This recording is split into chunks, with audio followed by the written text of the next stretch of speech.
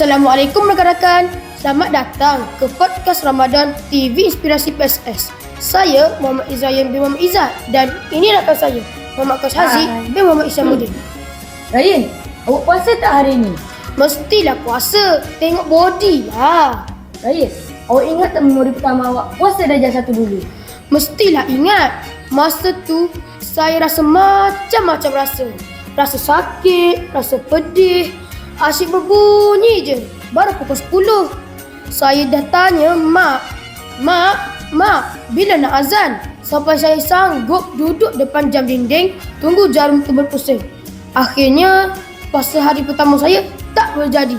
Sebab waktu azan asar, saya terus buka puasa. Sama lah kita. Dulu saya pun macam tu.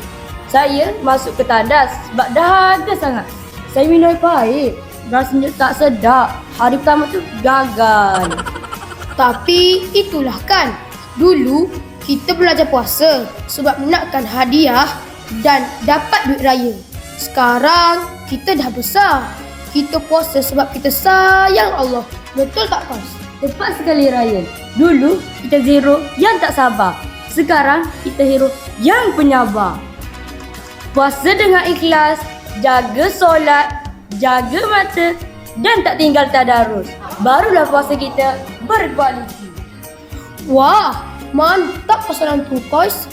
Okeylah rakan-rakan, sampai sini saja sembang kita hari ini. Ingatlah, puasa ini adalah rahsia antara kita dengan Allah Subhanahu Wa Taala. Selamat berpuasa semua. Assalamualaikum.